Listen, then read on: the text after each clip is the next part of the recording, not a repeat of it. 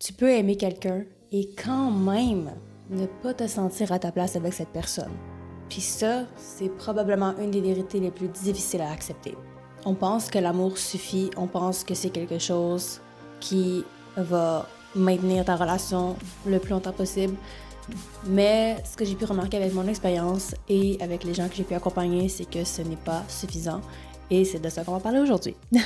Salut, moi c'est Evaline, je suis coach en expansion transformationnelle. J'aide les hommes et les femmes à se sentir mieux dans leur vie, dans leurs relations, à prendre leur place, à mettre leurs limites, à sortir de l'ambivalence relationnelle, à prendre des décisions importantes. Donc si c'est le genre de contenu qui t'intéresse, je t'invite à t'abonner à la chaîne, à activer les notifications pour ne rien manquer et à vérifier dans la description de l'épisode pour les offres du moment. Parfois, on entend que l'amour, c'est qu'est-ce qui compte le plus dans une relation et que si t'aimes quelqu'un, il faudrait que tu restes coûte que coûte. Et j'ai longtemps pensé comme ça. Mais dans mon expérience, je me suis aussi rendu compte que, en fait, finalement, non. L'amour ne suffit vraiment pas. Et j'aurais vraiment aimé comprendre ça plus tôt. J'ai vécu de relations où est-ce que je pensais vraiment que l'amour allait être suffisant. Je pensais vraiment que c'était la chose la plus précieuse qui existait, en fait, l'amour. Je pensais vraiment que, enfin, j'avais trouvé comme mon partenaire idéal. Enfin, j'avais trouvé une relation dans laquelle j'étais bien.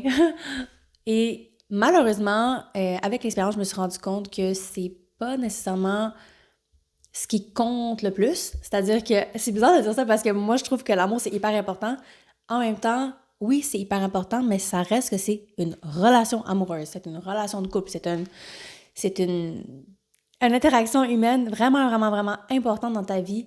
Et l'amour, c'est un ingrédient hyper essentiel, mais il ne peut pas être l'unique ingrédient. Pense à un gâteau. C'est comme, oui, la farine, c'est ce qui comme fait que le gâteau est un gâteau, mais si t'as pas le beurre, si t'as pas, ou en tout cas un corps gras ou whatever, je sais qu'il y a plein de recettes là, de gâteaux sans beurre et autres, mais tu comprends l'idée, tu sais, on a besoin de liquide, on a besoin de sucre, on a besoin de différentes choses pour faire en sorte que ça fonctionne, la recette.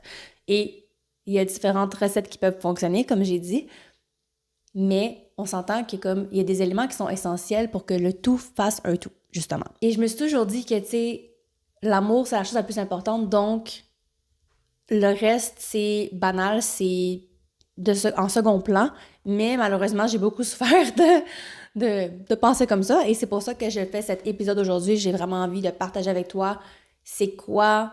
En fait, j'ai envie de mettre en lumière... Comment je pourrais dire? J'ai envie qu'on regarde ensemble la vérité. Et cette vérité-là, c'est que, comme avec le gâteau, il y a différents éléments importants pour qu'une relation de couple soit épanouissante et te rende, en fait, te fasse sentir vraiment heureuse et à la bonne place. Dans mon cas, il y a eu deux situations particulières, mettons, celles qui me viennent vraiment à l'esprit. Une où est-ce que j'étais avec un homme dans une relation où est-ce que on allait vraiment pas dans la même direction. En fait, c'est ça que je me suis rendu compte à mes dépens. Alors, je trouvais que ça pouvait pas fonctionner à ce moment-là à cause de ça. Parce que c'est moi qui souffrais de maintenir la relation alors que, oui, l'amour était là, mais la direction n'était pas du tout la même. Et l'autre situation que j'ai vécue, c'était aussi, encore une fois, j'étais en amour, c'était vraiment pas ça le problème, c'était plutôt mon corps me parlait vraiment fort. Mon corps me hurlait que c'était pas avec cette personne que je devais être. Ma tête me disait, oh, comme c'est parfait, tout est beau, tu sais, en plus, il y a des émotions et tout, mais mon corps me disait, non, non, non, non, non, non, tu sais. Alors, c'est des choses vraiment qu'on peut pas ignorer, c'est vraiment important, et c'est ce qui m'a fait aussi avoir cette idée que l'amour n'est pas suffisant dans une relation amoureuse pour durer et aussi pour que tu sois heureuse dedans. L'image qui me met toujours en tête, OK, quand on parle de ça, c'est le cactus. Imagine que toute ta vie, tu as cherché un cactus, puis que t'adores les cactus, puis tu veux vraiment avoir ton cactus à toi, puis tu veux comme, c'est un peu bizarre comme image, mais tu vas comprendre. Et là, tu le trouves enfin. Tu trouves enfin ton cactus, puis là, quand tu le trouves, tu le prends dans tes bras, puis tu le serres de toutes tes forces parce que tu lui donnes un gros câlin, puis tu l'aimes. Mais plus tu le serres, plus il te fait mal, plus il te blesse. Et en même temps, tu peux pas juste rester là. Tu vas me dire, oui, mais j'ai enfin trouvé mon cactus, puis je l'aime. Oui, mais je l'aime. C'est comme, ouais, but t'as quand même besoin d'aller à la salle de bain. Il faut quand même que tu boives de l'eau. Il faut quand même que tu aies bougé un moment donné. Il faut que... Tu comprends ce que je veux dire? Comme tu peux pas juste rester là puis ignorer tous tes autres besoins. Et c'est ça, c'est la même chose dans les relations, c'est que oui, tu as besoin d'amour, oui, tu as besoin d'attachement, de connexion émotionnelle, mais tu as d'autres besoins aussi. Tu as besoin d'espace, tu as besoin, de te faire comprendre, tu as besoin de bien d'autres choses en vie, OK? Il y a beaucoup de gens qui vivent en relation comme ça, justement. Vraiment, restent dans une relation qui leur fait mal parce qu'ils aiment la personne encore. Et je veux déjà mettre une petite pause ici parce que je veux pas paraître comme si je te dis, ben là, si tu l'aimes puis tout le reste fonctionne pas comme votant. Non. Parce que clairement, il y a des façons de faire pour que cette relation-là se rende de façon, devienne de plus en plus épanouie pour toi et pour l'autre. C'est juste que, c'est ça. En fait, je veux juste mettre en lumière les éléments clés d'une relation épanouie pour que tu saches que si c'est pas là, c'est pas que c'est too bad, c'est fini, non. Mais je pense que c'est à prendre en considération pour aller voir qu'est-ce qui peut être amélioré et pas mis de côté pour que les deux vous sentiez le plus heureux possible. Il y a une croyance vraiment forte qui circule et je l'ai eue vraiment longtemps et ça nous maintient vraiment dans une situation qui n'est pas nécessairement bienveillante envers soi. Et c'est la suivante. Si je l'aime, je dois rester. Si je l'aime, je dois rester. Je ne peux pas le laisser. D'accord. Ce que je remarque, c'est que c'est vraiment en dessous de cette croyance-là, il y a comme d'autres croyances, si on peut dire ça comme ça, qui disent si je m'en vais, je suis vraiment ingrate, l'amour c'est vraiment précieux, je n'aurai pas d'autre après. Comme si mettons, là, je décide de quitter parce que ça dépend de la situation, mais mettons que tu es en train de songer à la rupture, et là, tu dis, ben, si c'est un échec, tu sais, si je quitte, c'est un échec, si je quitte, je suis ingrate, si je quitte, ça veut dire que, tu sais, j'ai pas... Je vais dire qu'est-ce que moi je me disais, c'est tellement rare et précieux une connexion comme ça que c'est comme si je disais à l'univers non, you know what? J'en veux pas de ton cadeau. Puis j'avais peur que l'univers fasse comme oh ouais, ok d'abord, my god, non, il n'y aura plus rien de tout ça. C'est comme ça que je pensais. Et avec l'expérience, avec mes lectures, avec les expériences avec mes clients aussi, je me suis rendu compte que on met tellement nos connexions sur un piédestal, comme si c'était et t'en auras jamais d'autres après, là, tu sais. Alors qu'il y a tellement de gens sur la Terre avec qui tu peux connecter, tu sais. Puis c'est tellement pas facile à intégrer parce que quand t'as toujours pensé que l'amour était précieux, c'est dur de switcher. C'est pas que c'est plus précieux, c'est juste que la connexion est possible avec d'autres personnes, si tu veux. C'est ça que j'ai envie de dire. Et si tu me regardes puis tu me dis, ben voyons, ou si tu m'écoutes en fait dans cet épisode puis tu te dis, oh my, semble c'est rough un peu le genre. Moi j'aime la personne avec qui je suis puis je veux pas m'en aller, mais c'est vrai qu'il y a des choses qui sont pas vraiment à la hauteur de mes espérances ou de mes standards. And that's perfect. Il y a un travail qui peut être fait. Tu peux vraiment aller travailler sur ces affaires-là. Il y a des choses qui peuvent être améliorées, OK? C'est pas peine perdue. C'est juste... Puis heureusement, l'amour, c'est comme ce qui fait tenir le couple, mais il doit y avoir d'autres éléments. Une relation, c'est pas basé seulement sur l'amour, c'est basé sur d'autres éléments, OK? L'amour ne peut pas être suffisant s'il manque ces trois choses. Première chose qui me vient en tête, c'est la compatibilité. Est-ce que vous fitez ensemble? Est-ce que vous êtes un couple qui est compatible? Est-ce que vous êtes pas nécessairement complémentaires?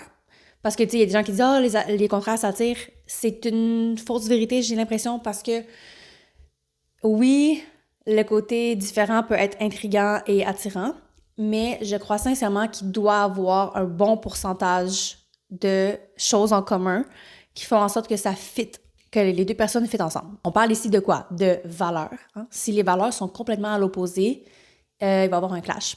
On parle de rythme de vie aussi. Tu sais, si par exemple...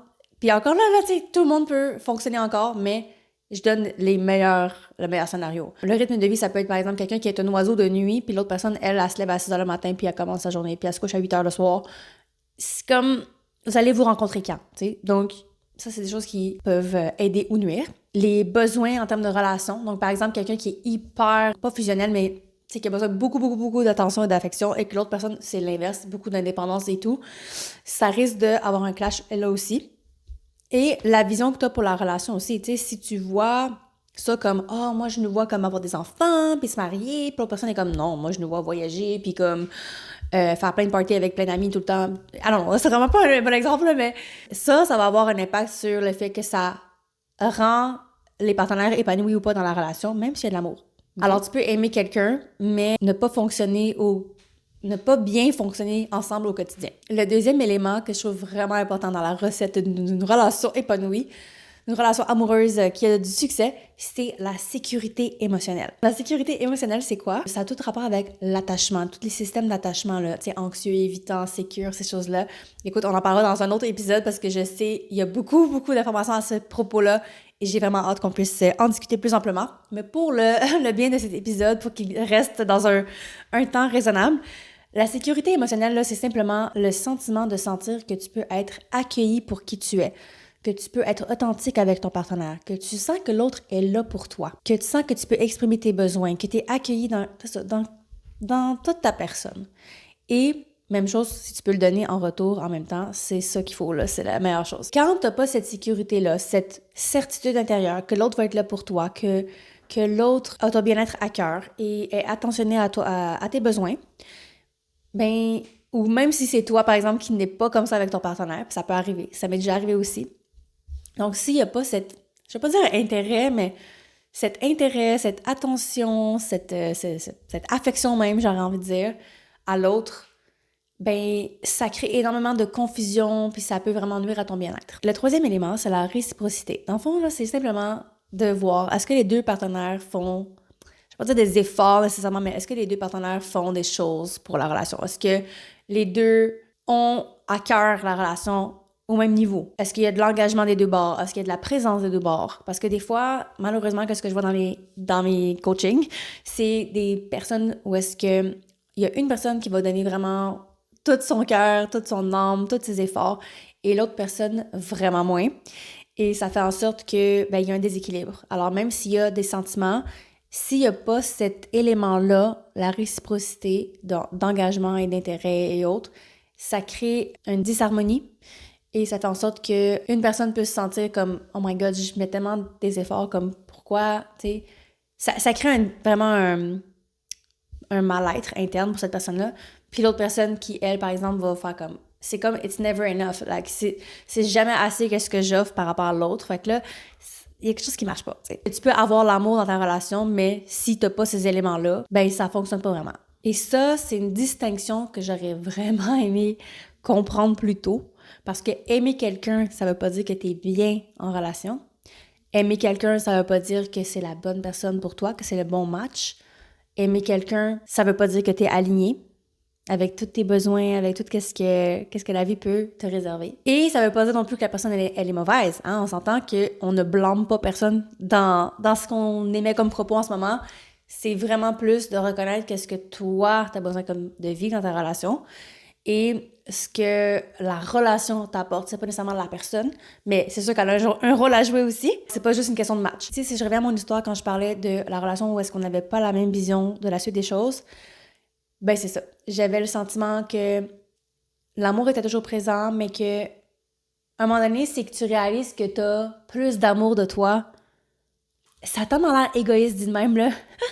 Mais il faut qu'à un moment donné, tu réalises que l'amour que t'as pour toi devrait être le plus important. Oui, il faut que tu fasses des moves. Oui, il faut que tu fasses des efforts. Oui, il faut que tu essaies de sauver la relation puis de faire le plus que tu peux, je crois, dépendamment de la situation, on s'entend. Mais c'est pas que dès qu'il y a quelque chose qui fonctionne pas, tu dois comme quitter. Ça, c'est comme juste être un peu immature. À quel point tu vas rester dans une relation par amour quand il y a plein de choses qui fonctionnent pas et que ton bien-être, ta vie entière est compromise et tes besoins sont pas répondus. Tu sais, je veux dire, il y a pas de relation parfaite, il y a pas de relation où est-ce que c'est 100% all the way, all the time, des deux bords, en même temps. C'est comme, ça c'est irréaliste, mais si le pourcentage de satisfaction est en dessous de 80%, je crois que soit que tu dois travailler sur tes attentes, soit que tu dois communiquer avec ton partenaire, soit que tu dois vraiment répondre à tes besoins d'une façon peut-être plus autonome, mais en même temps, dans une relation, le but, c'est de répondre aux besoins de l'un et l'autre aussi. Et ça, c'est quelque chose que ça m'a pris beaucoup de temps à accepter dans mon système parce que je suis une personne qui est hyper indépendante, puis c'est comme dépendre de l'autre, c'est mal vu dans mon esprit avant. Ça aussi, ce serait vraiment un sujet intéressant de podcast, je crois. Je crois que ça vaut pas la peine de se faire souffrance nécessairement de rester avec tous les efforts que tu as pu mettre, avec toutes les... Tu sais, quand tu as vraiment fait les moves que tu pouvais là, le plus, incluant par exemple, ça pourrait être même la thérapie de couple. Et si de là, vraiment, c'est comme si t'aimes la personne, mais... Puis oui, encore du bon, mais est-ce que ton pourcentage de satisfaction est assez élevé? Puis je sais, on parle d'émotions, puis c'est pas mesurable comme ça, mais tu vas le sentir dans ton cœur si tu persistes dans une relation, puis si tu sens que vraiment c'est comme... pas. Tu sais, quand on parle d'alignement, c'est pas que c'est pas aligné comme en termes de match nécessairement, mais tu sens que ton être veut quelque chose de plus profond ou de différent et que c'est comme pas possible de l'avoir avec cette personne-là, malgré tous les efforts que tu as pu faire. À ce point-là, il arrive un sentiment de déchirement intérieur et c'est ça que je veux dire par alignement ou désalignement, c'est que tu sens un déchirement intérieur de mon cœur veut ça et j'ai pas ce que je veux et même si je fais tout ce que je peux pour aller le chercher, que je communique, que je fasse la thérapie, peu importe, et si j'arrive pas à l'avoir, ben à un moment donné, c'est là qu'il arrive un point de friction où est-ce que tu dis, bon, là, il y a une décision qu'il faut que je prenne. Qu'est-ce qu'on fait? Parce que si je continue, ben le déchirement continue, tu sais, fait que... Donc, c'est ça que je voulais te partager. Je voulais juste te dire qu'est-ce que moi j'ai vécu avec ces mots-là pour que tu vois que des fois, l'amour, oui, c'est beau, oui, c'est précieux, oui, on peut faire plein d'efforts pour sauver la relation, mais des fois, les efforts sont en vain, en fait. C'est ça que j'ai envie de dire. Et c'est dur à accepter, mais en même temps, je crois que c'est important de s'aimer assez pour se respecter, puis faire des moves des fois qui sont épeurants, importants, déchirants, mais qui sont dans le sens de l'amour de soi parce que you have to have your back. Je veux juste vraiment être claire ici. Je suis pas en train de dire que l'amour, c'est pas important. Au contraire, il est hyper important. Mais l'amour à lui seul, il peut pas construire une relation dans laquelle tu es épanoui. Si tu es dans une relation où est-ce que tu sens que tu souffres souvent, tu te poses beaucoup de questions, tu te sens limité, puis tu sens que ton corps te dit que, ouais, il y a quelque chose qui marche pas, ben, ça veut pas dire que t'es pas assez en amour avec la personne ou autre. C'est peut-être simplement parce que cette relation-là, elle répond pas à tes besoins. Et ça, c'est vraiment une nuance importante. Tu peux aimer quelqu'un profondément, mais être profondément mal avec cette personne. Tu sais, mal à l'aise, pas bien. De rester uniquement pour l'amour, ça peut coûter cher. À un moment donné, il faut que tu te poses la question. Est-ce que ce que je vis me convient vraiment? Pas est-ce que je l'aime assez pour rester, c'est pas ça qu'on veut savoir. Est-ce que je suis bien? Est-ce que je suis alignée? Est-ce que cette relation me permet d'être moi? Encore une fois, j'ai une idée pour un prochain épisode aussi. On sait, là on parle de rester par amour alors que le reste commence à pas nécessairement bien fonctionner. Mais il y a tellement de gens qui restent dans une relation pas par amour. Au contraire, l'amour s'est étiolé. L'amour n'est plus présent. Il n'y a plus le sentiment amoureux du début, là, la fameuse lune de miel amoureuse. Là. Ça a disparu. Et les gens restent pour d'autres raisons, par fidélité, par responsabilité, par croyance, par réputation. Écoute, on pourra en parler dans un prochain épisode, je pense, ça serait vraiment intéressant. Si cet épisode t'a parlé, je t'invite à télécharger gratuitement mon autodiagnostic d'alignement. C'est un outil gratuit qui va vraiment t'aider à mettre de la clarté sur ta situation actuelle. Tu vas voir le lien dans la description de l'épisode. Tu peux aussi venir m'écrire, ça me fait toujours plaisir de vous lire et de connecter avec vous. L'amour, c'est vraiment précieux, mais tu sais quoi? Ta vie est précieuse, ton bien-être aussi. On se retrouve dans le prochain épisode. Au revoir.